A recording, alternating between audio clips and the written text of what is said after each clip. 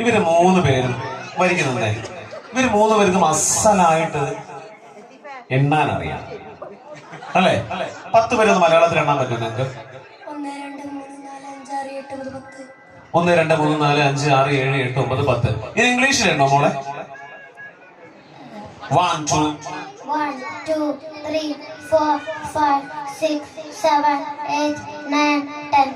Ready അല്ലേ? ഇത് രണ്ടും അറിയില്ലേ? എണ്ണാൻ അറിയില്ലേ? മലയാളത്തിലും ഇംഗ്ലീഷിലും എണ്ണാൻ അറിയില്ലേ? അറിയും. ഇവർക്ക് 3 പേർക്ക് നല്ലൊരു കൈ കൊടുത്ത ആദ്യമായിട്ട്. ഇനി ഇവര് 3 പേരിൽ ആർക്കാണ് സമ്മാനം കിട്ടാൻ പോകുന്നത്? അടുത്തേക്കുന്നത്. ഇനി ഞാൻ പറയുന്ന ചോദ്യം വളരെ വ്യക്തമായിട്ട് കേൾക്കുക.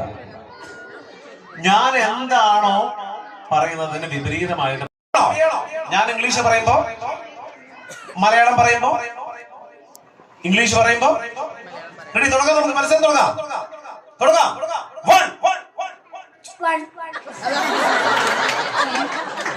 2 2 കഴിഞ്ഞാൽ ഏതാ? ഞാൻ മലയാളം പറയുമ്പോ ഇംഗ്ലീഷ് പറയണം, ഇംഗ്ലീഷ് പറയുമ്പോ മലയാളം പറയണം. 8 8 ഞാൻ 8 പറയുമ്പോ നിങ്ങൾ 9 എന്ന് പറയും. ഒന്നുകൂടെ തുടങ്ങാം. മനസ്സിലായി? 5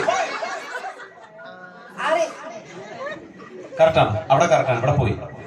ഒന്നുകൂടി ലാസ്റ്റ് നിമിഷമാണ്. എല്ലാവരും ശ്രദ്ധിക്കുക. ഞാൻ ഇംഗ്ലീഷിൽ 1 ആണ് പറയുന്നതെങ്കിൽ നിങ്ങൾ 2 പറയണം. 2 എന്ന് പറയുമ്പോ 3. നെക്സ്റ്റ് സംഖ്യ ഏതാണോ, ഓപ്പോസിറ്റ് സംഖ്യ ഏതാണോ അത് പറയണം. ഓക്കെ, റെഡി അല്ലേ? 7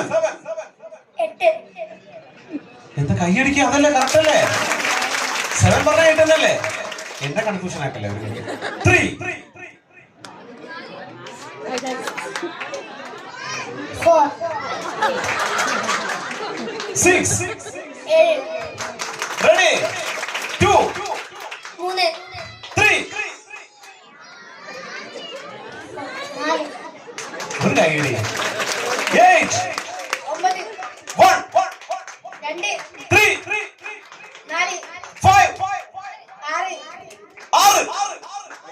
6 8 1 2 3